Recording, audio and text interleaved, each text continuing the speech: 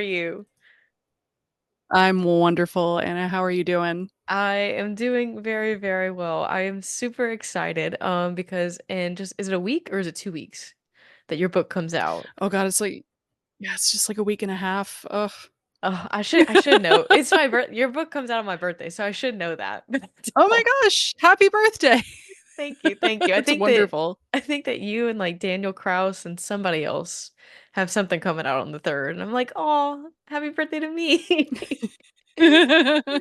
Oh. It's nice. It's always nice when your birthday falls on a new book day. Yes, very much so. For anybody who doesn't know, I want to go ahead and let you introduce yourself, and then also we're going to be talking about your upcoming book, Horror for Weenies.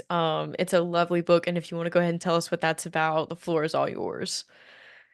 All right. So my name is Emily Hughes. I worked in publishing for a long time on the publisher side, and this is my first book, Horror for Weenies. Everything you need to know about the films you are too scared to watch. There you go. Perfect. Um, it's the first installment in Quirk Books new series called The Outsider's Guide, which is pretty much what it sounds like. Every book will be on a different topic explained in very accessible and fun, terms by somebody who knows what they're talking about, not to blow my own horn. Although I guess the whole point of this is to blow my own Yes, horn. yes, please do.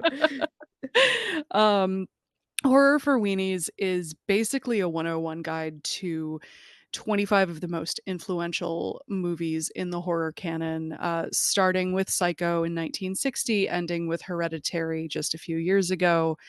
Um, it was really hard to keep it to 25 movies. Yeah. But in order to just sort of, do justice to every movie, I had to be a little brutal in my cuts. But I had a ton of fun writing it. It's geared toward the horror curious, or people who might not think that there's really something for them in horror. But I think there's a lot to love here too for people who are big fans, people who are longtime horror viewers, just to kind of um, help recontextualize these movies you love in a broader like cultural landscape. Um, Plus, there are jokes. So Oh. I love your sense of humor in this book. It is like it's spot on. It's sprinkled throughout and so perfectly. And I agree with what you said, with this being a book kind of for everybody, because I think I've seen all but like two or three of the ones that are in this book. And it was just such a treat to be able to read all the fun synopses and like little facts that I didn't know, or like to really like look at the tropes that you mentioned and things like that, because you put a lot of really informative knowledge into this book, and it was like a trip down memory lane, like remembering the first time that I did watch those movies.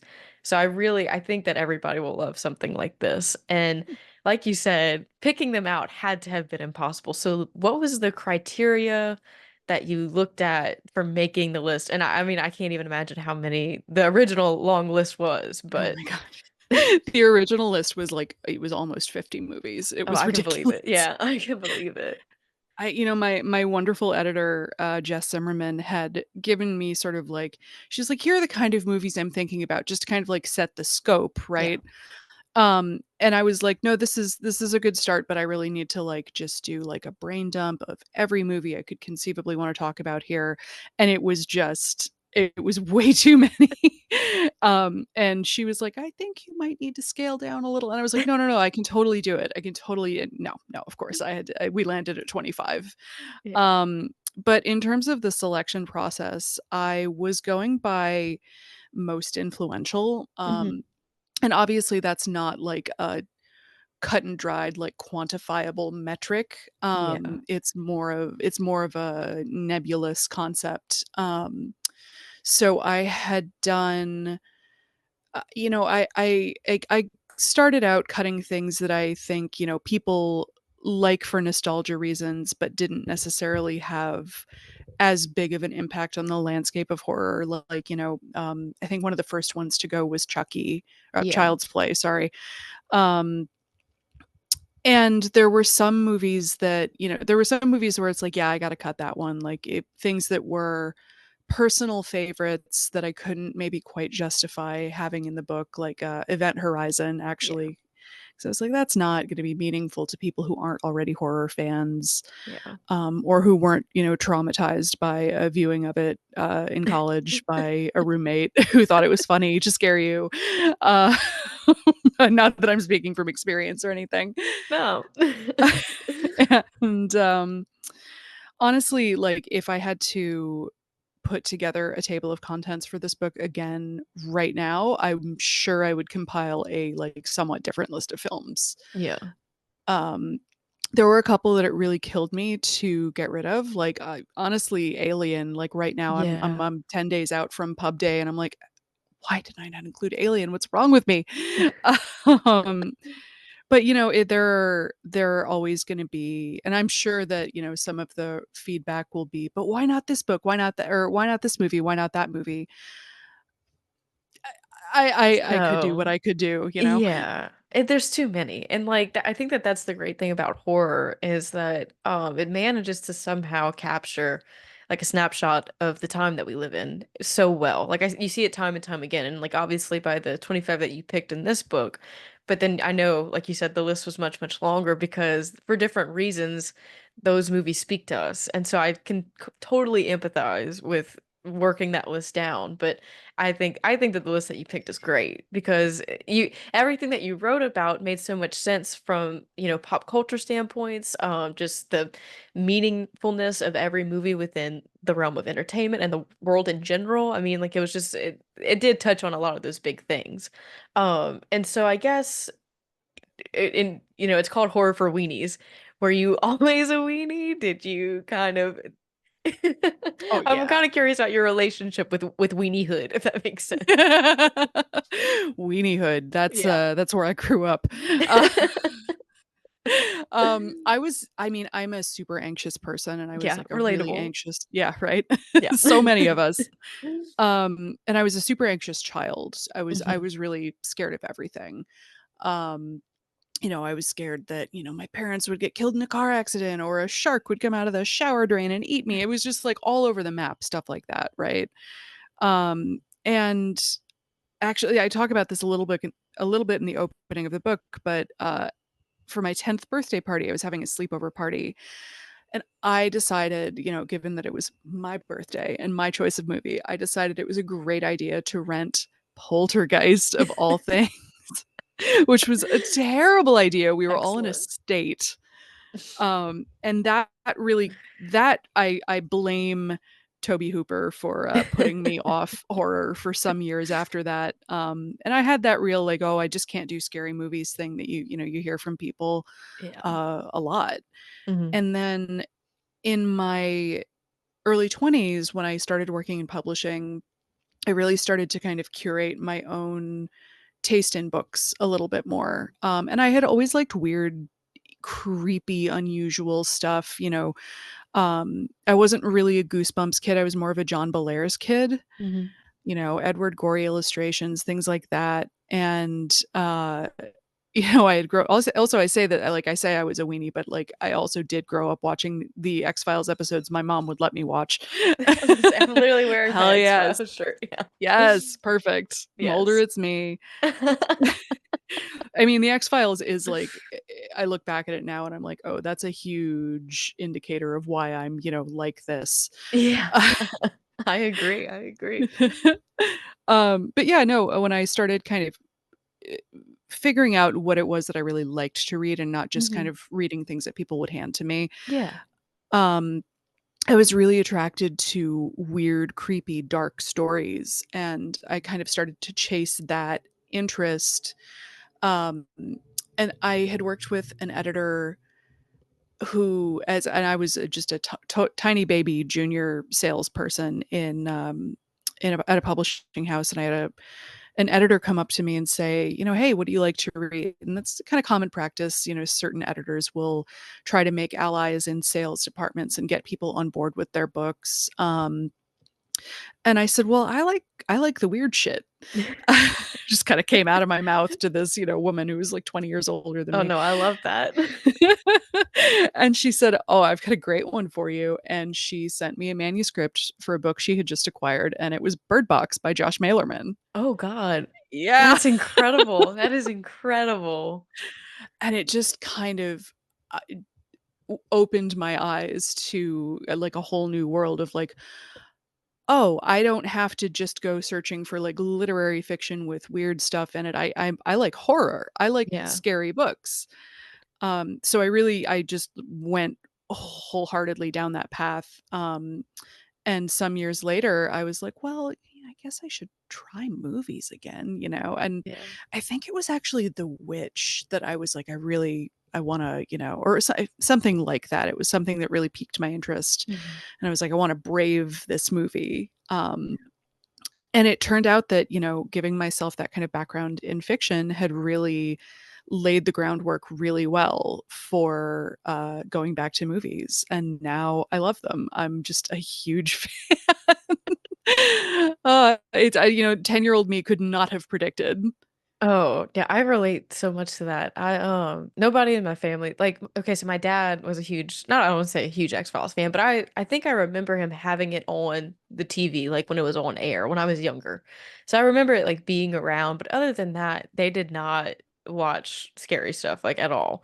And so, and then like I was also like really sheltered as a kid. I went to Catholic school, and that was just like you just didn't talk about it. And like if you brought evil into your life, then you're gonna, and I was like, I was a very anxious kid and I was a people pleaser. So I was like, okay, we're not gonna touch that. And then I don't know what happened. When I was a junior in high school, I picked up The Shining by Stephen King and I wrote a research paper on it. And so that was like my flirt with like horror. And then I left again. And then I was living by myself in college. And that's when I was like, I think I'm gonna try watching horror movies. And I don't know what it was about it, but I just like made it like the fall, like made a coursework out of it. I was like, okay, we're gonna watch all the Halloweens, we're gonna we're gonna go and we're gonna do this. And I loved it. I absolutely loved it. And then it wasn't until like 2 or 3 years later that I got into horror fiction.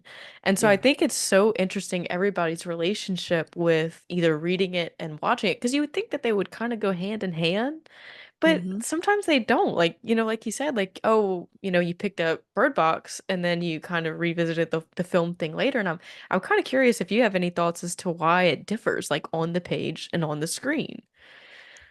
For me, it's I when I'm reading something, the words on the page prompt a certain mental image, right? Hmm. If the author says, she looked up at me with her big blue eyes, you're going to picture a woman with blue eyes, right?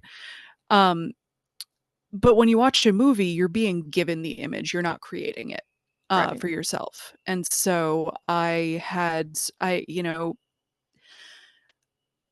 came to a point where if I got to something in a book that was too scary for me, it was like I could like adjust the levels like on a soundboard. Yeah. Oh, that this is incredibly scary. I'm going to tweak my mental image to be like a little bit more what I can handle. Yeah.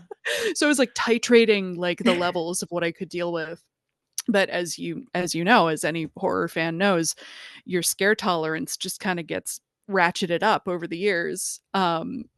And so I was seeking out, scarier and scarier things in fiction, and that was also part of what led me back to movies. Was okay, if the director is going to give me an image that's frightening, maybe that's going to be more frightening than what my mind can come up with, and that is often the case.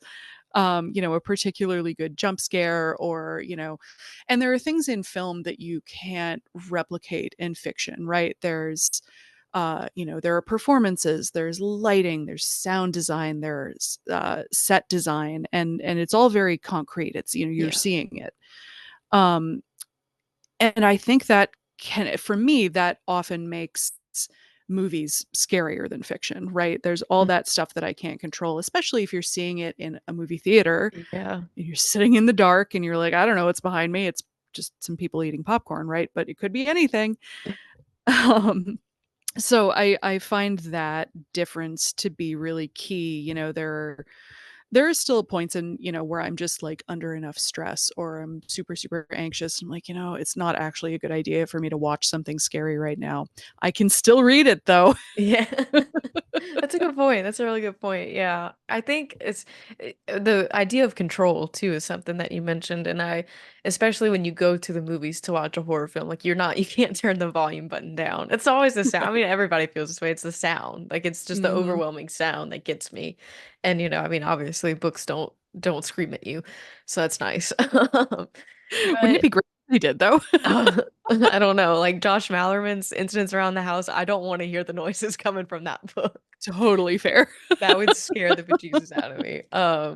Yeah, and like the written jump scare is something that's like really unique because I feel like Josh has pulled it off, and I feel like Paul Tremblay has pulled it off, and like A Mm-hmm. Head Full of Ghosts, and like even I think even in Disappearance at Devil's Rock, I think he pulled it off. Yeah, even in Um, horror movie too. Yeah, there's yes, yeah, definitely like, oh, yeah. yeah, I find that one was more dread inducing, but he did deliver on like the snap of it. But man, are there any other like jump scares that you can think that come to mind, like literary on the page that you've been taken aback whenever you've read them? Oh, there are two. There are two that are really, really memorable for me. And the first one is just a criminally underread book, The Family Plot by Sherry Priest. Oh, I need to write that down. I'm writing that down. Yeah, it's so good. It's a haunted house novel about a woman who works in architectural salvage. Hmm. So she's basically taking, the beautiful decorative elements out of this house that's about to be demolished. And she's, staying there with her small team of workers. And of course, creepy things start happening.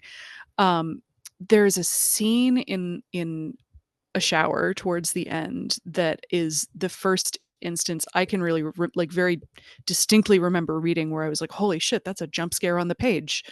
Yeah.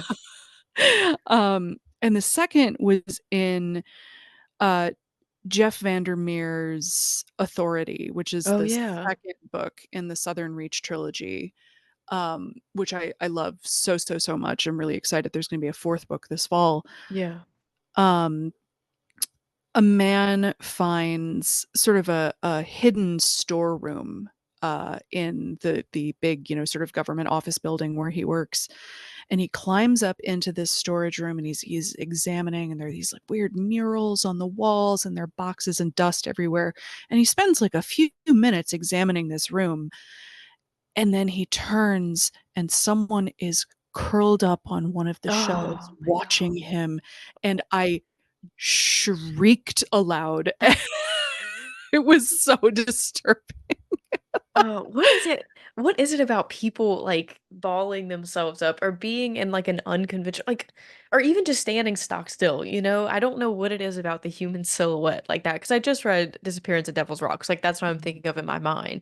And, the mom sees what she thinks is her son, but he's sitting like in that crouch and he does that look up. And oh, I could throw up. I Yeah. could throw up talking about it. I don't know what it is.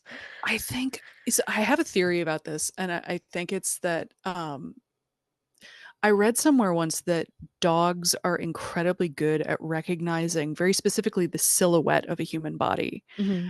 And it's why some dogs react with confusion or agitation when there's somebody who uses a wheelchair or who's using crutches or who is riding a skateboard or a bike or something like that, because they're a silhouette that the dog perceives as wrong. Yeah. And I really think, I mean, humans are incredibly good at predator recognition, right? Like it's Yeah. kind of a hallmark of the species. Yeah, like that the wrongness, like there's just Yeah. something wrong. Yeah. Right. Like that looks like a human, but it's not quite right is so, so, so effective. Yeah. And then like especially whenever, you can pull it off in a book, like that mean as an author, I have to imagine that means like you have nailed projecting the mental image that you intended to write to Mhm. perfection to like elicit that kind of response. So that just blows me away whenever it happens. But on the flip side, do you have any like really memorable movie jump scares that you that you like can remember like off the back of your hand? Well, Poltergeist, God Yeah. knows. It was the clown doll in Poltergeist. Yeah. It's very, very specifically where he's like, he thinks it's under the bed because it's not on the Hmm. chair anymore. And screws up his courage and he looks under the bed and it's not, and then he comes back up and it's right behind him. Behind him. Yeah. That really screwed me up for a long, long time. Any mirror scare ever, like, oh, I Yeah. closed the bathroom cabinet, there's somebody standing behind me. That's like really my kryptonite. Yeah. I watched a great movie last night, Oddity. Oh yeah. I've been hearing Yeah, about that, but I haven't seen it yet. really good, really, really good. Like very restrained but terrifying. This is a great little Irish movie, and there's a flashback. Basically, the setup is that this woman who is a psychic is looking into the brutal murder of her twin sister, Hmm. and we get a flashback at some point to the sister, who is staying in the house before it's really like ready to be lived in. So she's staying in a tent on the living room Oh floor. hell no. God no. Yeah. And she's been warned by like functionally an escaped mental patient that there's somebody in the house with her. So she's got like a flashlight and a hammer and she's in this tent. And at one point, she unzips the tent to kind of look around. And you're looking at this darkened room, and there's a dark hallway kind of center frame. And you're sure that that's where he's going to show up, right? The guy who's Yeah. stalking her.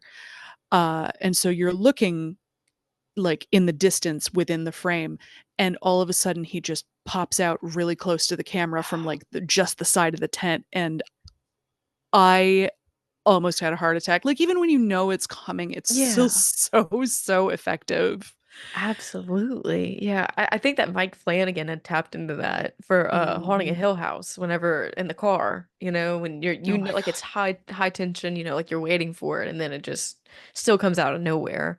I think that's probably one of my favorite things psychologically about horror is like, and like in Long Legs, I firmly believe that Oz Perkins was like just making a film to mess with like diehard horror fans. Because every frame of that movie he intentionally fills with so much like blank space or darkness, Mm-hmm. and you're just waiting, and it's not that kind of movie. I mean, like there are scenes that are jarring, don't get me wrong, but it's not a scare factor that way kind of movie. And I firmly believe that whenever you know what you're doing with the expectations of the viewer or the reader even, it blows my mind every time. Well, did you see just in the last like week or so, he gave some interview where he pointed out a bunch of different like 10 or 12 different spots in the movie where you can see just like the silhouette of the Yeah. devil Hmm. in those, like, oh, he's in like the darkened doorway or he's in the reflection on the window. Yeah, And I had only caught one or two of them in the theater. yeah, I felt like I had caught more, so like I saw it with my boyfriend. He came out, we counted after, and I was like, I had more than him. So like I was like, okay, I know there's probably even more than that because you're so stressed when you're watching. There's no way to on your first time around anyway. But yeah, no, that movie is incredible. Like Long Legs is probably gonna be one of my favorite movies of all time. Like Yeah. right behind like Rear Window, Silence of the Lambs, and then probably Long Legs, just Yeah. for how smart it is. I felt like, and this hasn't been confirmed yet, this is just my theory, but the way that it was shot, like even from like the very first couple minutes, whenever they're walking to like the first serial killer's house, the dormer windows on Mhm. the house are perfectly linear, and then Lee it does the inverted triangle, and he does it again and again and again, like with two people down to one, two people down to one, and like I'm like, oh, he's so messing with us. He's I so love messing with it. us the whole time. I know. Oh, I love it so much. Yeah, I really enjoyed it. I know people thought it was kind of overhyped, but I thought it was. Yeah, that was how I felt too. And kind of speaking of, so I saw that you're doing what you call the Weenie Report for the movies that have come out, since you've written Horror for Weenies, kind of to give like I guess like a small chapter for those movies. Is that something that you plan on doing for a while, or I think so. I think I'm going to try to keep it going at least through like the end of this year, just because I mean there are so many good movies coming out right yeah, now. And honestly, like it started with Long Legs. I mean, people were saying like, "Oh, I wish you'd put Long Legs in the book," and I was like, "Well, I can do that." yeah, um, absolutely, so I've been doing those on my website. It's readjumpscares.com. yes, I've got 3 up so far. I'm working on one for Oddity. I'm working on one for Starbaker. I did one for Alien Romulus. Did one for Late Night with the Devil. And the difference between those and the book is that the book has, for each movie, it has like a very detailed plot synopsis. And I don't have really the like bandwidth or frankly the money to like watch these movies Yeah. that are out right now. The number of times I would need to do those super detailed synopses.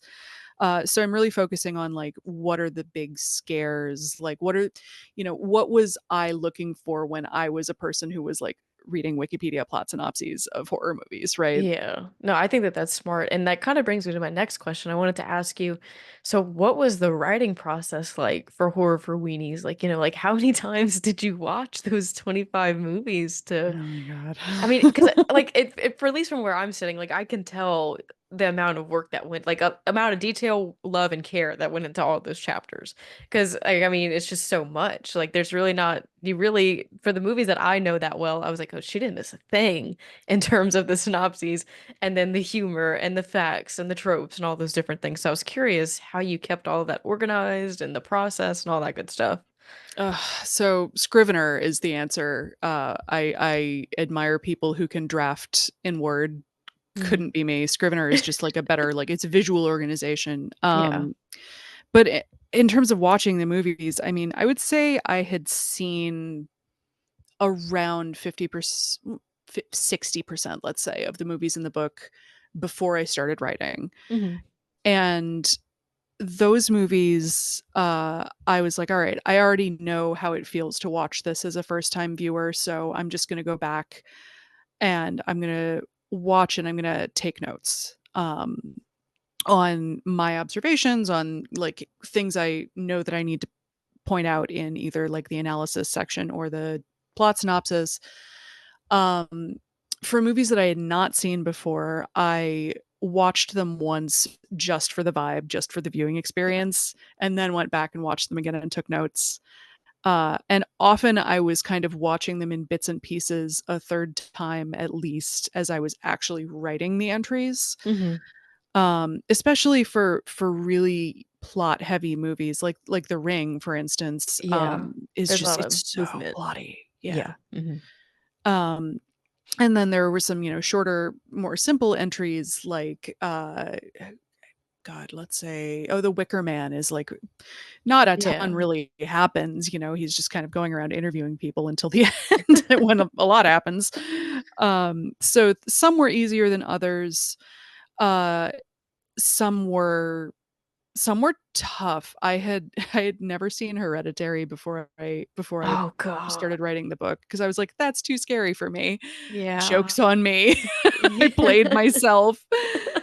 Now I've seen it 3 times. That's impressive. That is so impressive. Thank you. I could not imagine. Like, I remember I watched that. That was one of the ones I watched when I was in college. And I watched it the first way through and I was like, I don't know what he put into this, but I just like your skin just crawls. It is just Hmm. and like the use of like irony that he delivers, especially after there's a certain death, a very traumatic death, and then the brother just goes to bed and you just Hmm. watch it unfold completely knowing how unhinged it's about to be. Yep. I my stomach hurts thinking about it. I just can't imagine rewatching it 3 times. Oh yeah. Oh yeah. I mean, I have to give a shout out to my husband, who is a wonder. My husband is a big film buff, film fan, all genres, including horror. And he had seen most, probably more like 80% of the movies in the book. And he still rewatched them all at least once with me, which was wonderful of him because I was like, I'm still a weenie. I need to, I really need to, excuse me, to have somebody to kind of hold my hand here.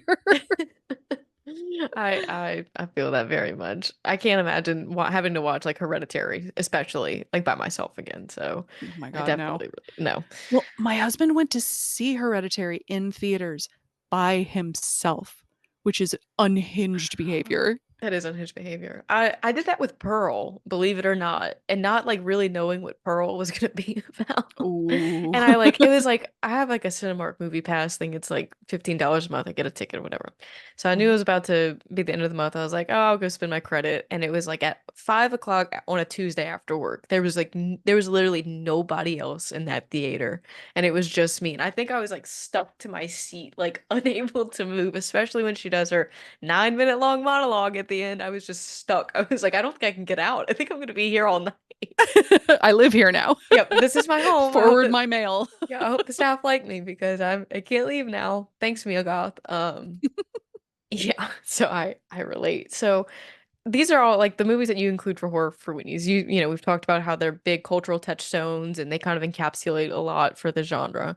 But what would you say are some of your personal, I don't know if favorite's the right word, but like influential horror movies that you would say impact either your reading or your preferred viewing, anything like that?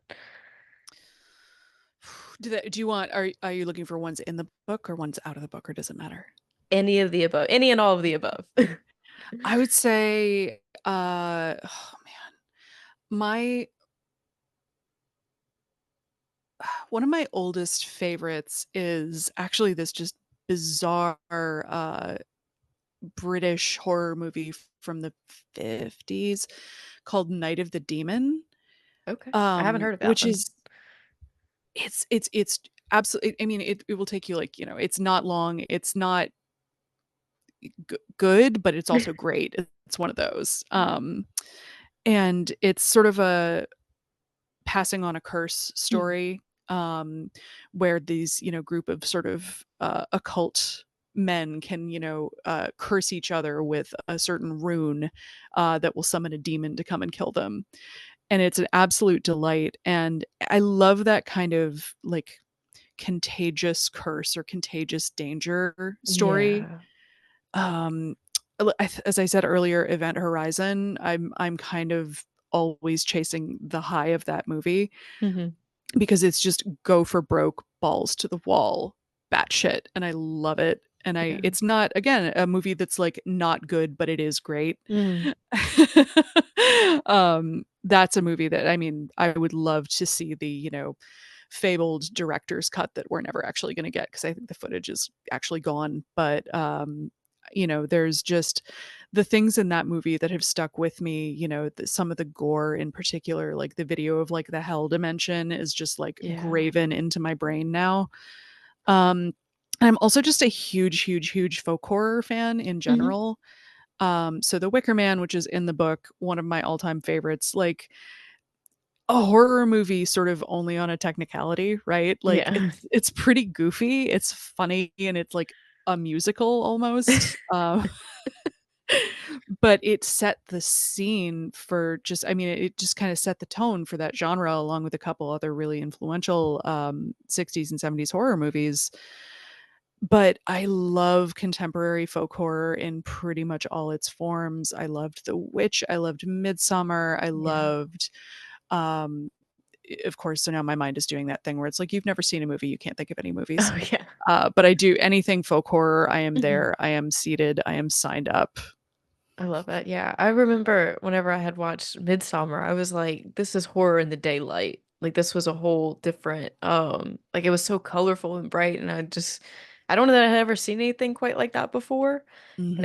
it really like took me aback and I really loved it. That's one that I think that I might revisit. I feel like a lot of people have talked about how Ari Aster's films are not ones that you want to rewatch, but like Yeah.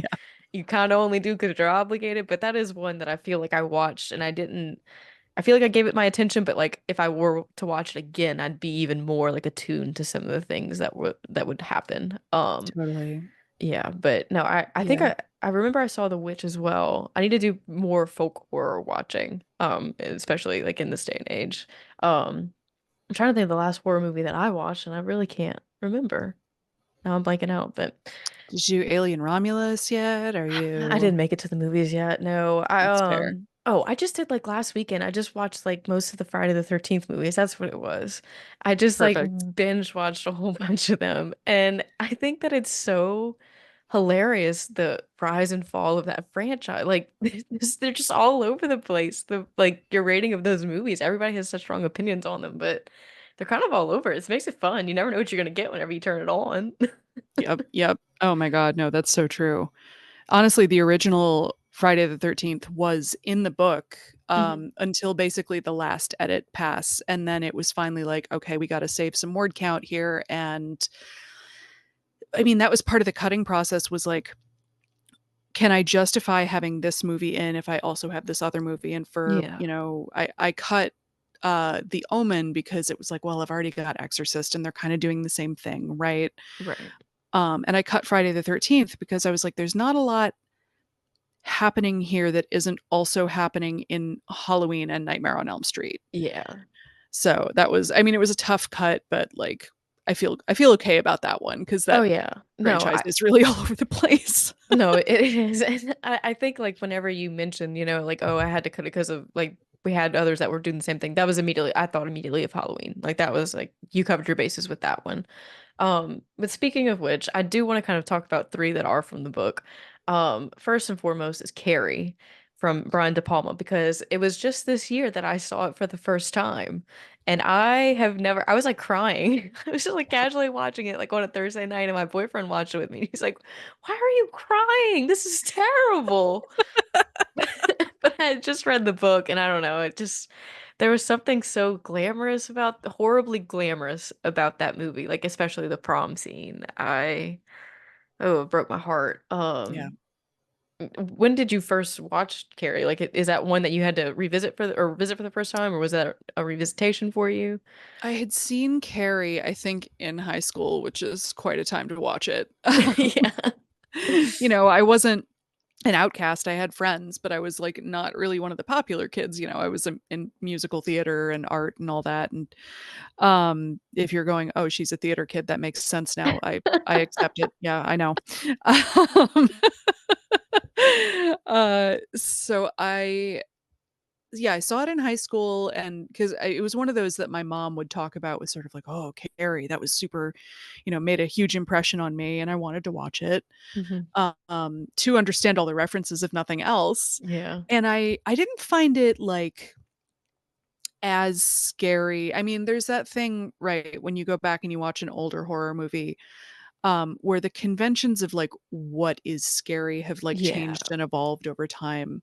So you're like, this isn't instilling, the dread in me that I would feel with like, an Ari Aster movie or like, Talk to Me, which came out last year. Yeah, yeah, yeah.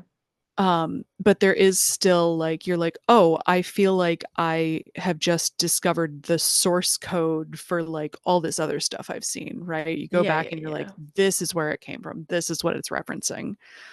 And it's just, oh god, I love that movie. I think it's pretty close to a masterpiece. And I don't say that of many films, but like I can't think of a thing I would change. Yeah, I agree. I think especially too if you've like read the book going into the movie and you just know where it should be moving. I mean, every adaptation is different. It's its own kind of art form in and of itself, but knowing where the story should be moving and like seeing it all unfold in the way that they filmed it is just like, oh, stomach just hurts so bad watching Hmm. that. And then the other one of the other ones that you talk about in horror for weenies is Scream. Hmm. Scream was one of my favorite horror films whenever I started like my horror education back in college because I loved that it made fun of itself. I thought that that was like the smartest freaking thing is how I discovered meta horror. So is that also one that you had to revisit or? So no, weirdly, I had never seen the original Scream until I Oh, had seen two of the sequels yeah. in that way that you just, in the sort of pre-streaming era, you would just sort of like see things because they happened to be around and you you Yeah. you couldn't go, oh, I got to watch the first one first. Um I God, I think I saw like Scream 2 and Scream 4 or something like that, and that was just, and so getting to go back and see the first installment for the first time was like, I was having a blast, man. I was like Yeah. cheering and like talking back to the screen, and my husband's just kind of watching me going like, yeah, I knew you'd like this. But it is so smart. It's so Yes. smart. And it's really like the winky meta elements would not work as well, and this is, I think, some place that a lot of later installments in like meta horror fell down, is that those elements don't work as well if you're not really 100% committed to telling a horror story. Yeah. You know, it has to be scary, it has to be, you know, violent and transgressive and gory, and it is, and that's why it works so well. All of the like everything is firing on, like, you know, every cylinder. It's just hitting all its marks. It's it's immensely fun. And I also love the okay, we're going to cast a bunch of mostly unknown actors, and then Drew Barrymore, and she's going to be, you know, the marketing, and then we're going to kill her in the first 10 minutes. I know that like I can't imagine what that marketing meeting was like selling everybody on that and then she dies. Like Yeah. how well did that go over? But no, I agree. I mean like what you said about being fully committed, I mean that's what keeps it from being just a comedy. I Mhm. mean, that's what the difference between, you know, a horror movie whenever they are making fun of Scream and Scream.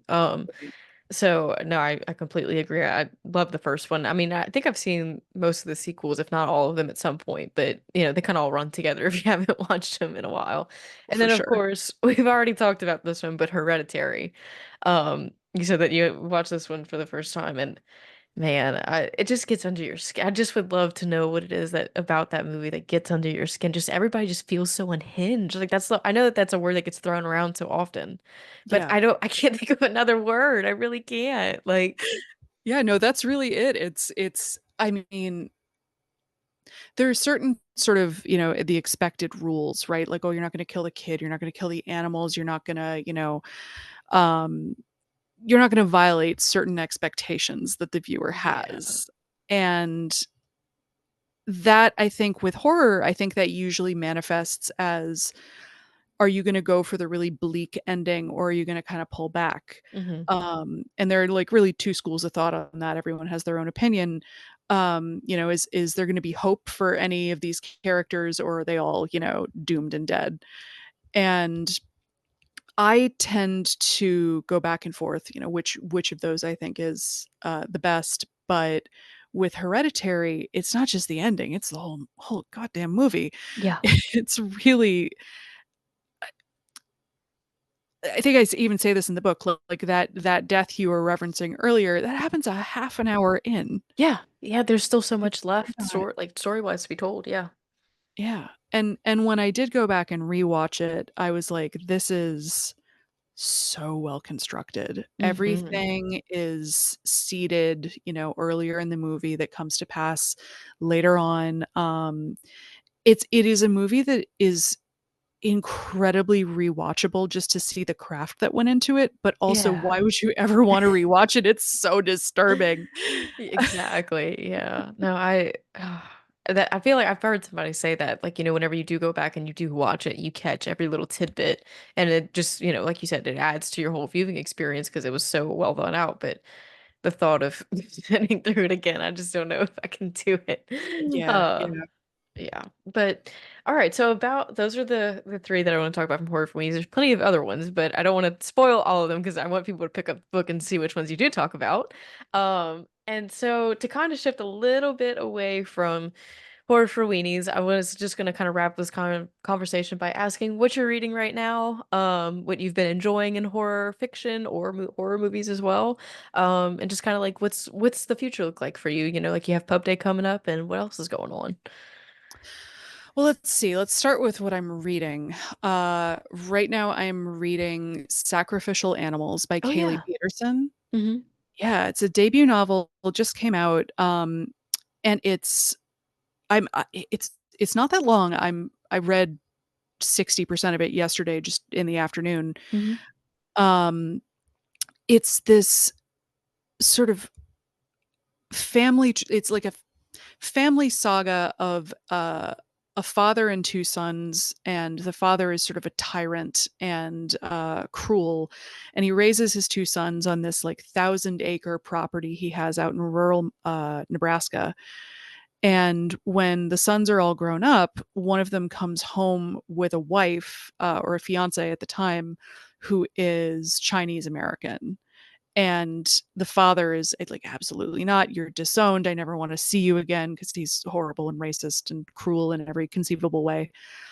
And then when the father is dying, he asks both his sons to come back to the house and says, "Yeah, you can bring your wife. It's fine."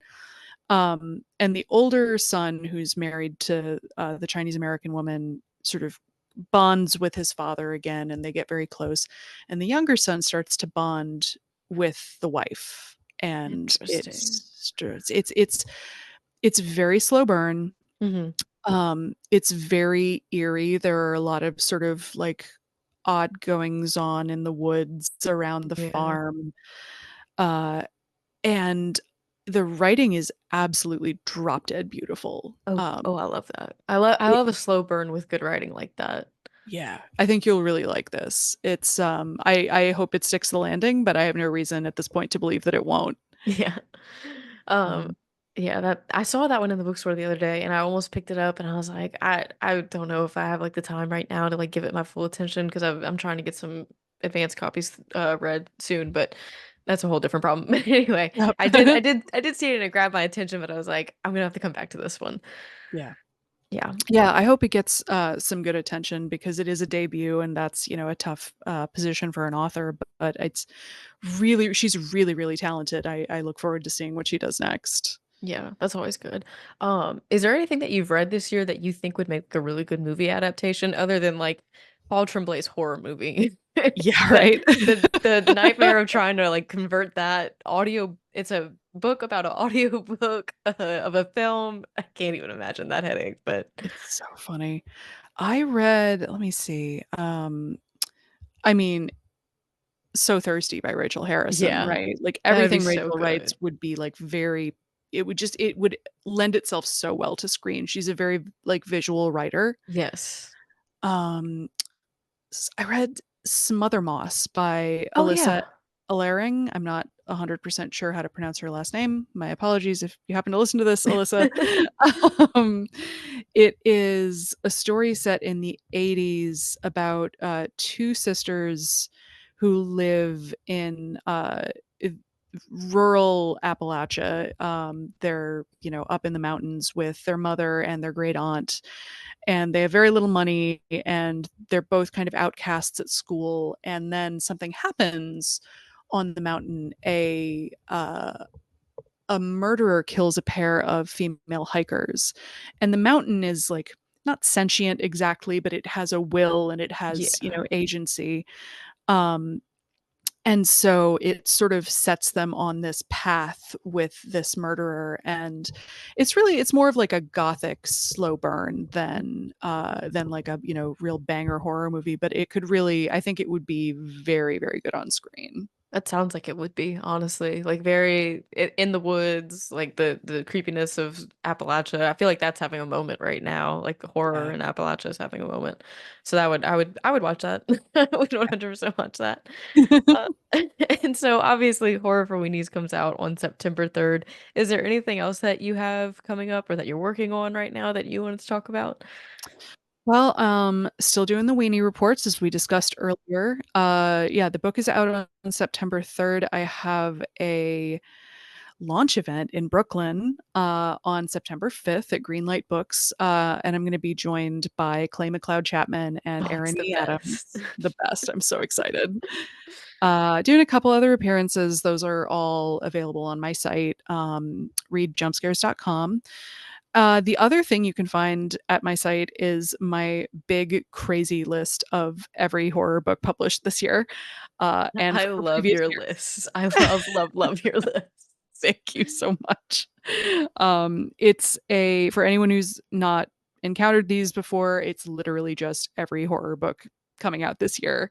I update it at least once or twice a month. The lists are broken down by year and by month, and they go all the way back to 2020, actually. So there's a little bit of an archive there. And my hyper focus is a gift to anyone who needs it, frankly. It's helped I me. It's helped me so much, like to get my shit straight. Like oh I'm like, oh, I know I need to read this for this day because this comes out here, and this is what's coming up. So I should probably read this to get ready for this. And like, it has given me much organization. So thank you so much. I'm so glad to hear that. It's been, I mean, it's a lot of work, but I enjoy doing it. It feels very satisfying. It's like, it itches your brain in the right way. Yes, yes. Um, but let's see, aside from that, once I'm through sort of the first push of like, promotion and all of that, I'm just going to sit down and like really earnestly get to work on some fiction. God help me. That's exciting though. Thank you. Yeah, so I'm just sort of I'm along for the ride right now. Everything is happening, and I'm doing wonderful interviews like this, Oh, and writing some like promotional essays and things like that, and just kind of waiting till September 3rd. yeah. Yeah, it's a really exciting time. I know that, as you said, I have anxiety as well, so I get it. I would be feeling anxious, but it is really, really exciting. And I've started following you, I think like last year. And so to see that you had a book coming out was like super exciting for me, who was like, I was a fan of the list. So I was like, oh, perfect. There's a book, like a list in a book form. Oh, I do feel like I should mention just because we were talking about reading instead of watching horror earlier, that every movie in the book I do Yeah. three read alikes for every movie. Like if you can't watch it, try reading these. The vibe or the tone or the themes are the same.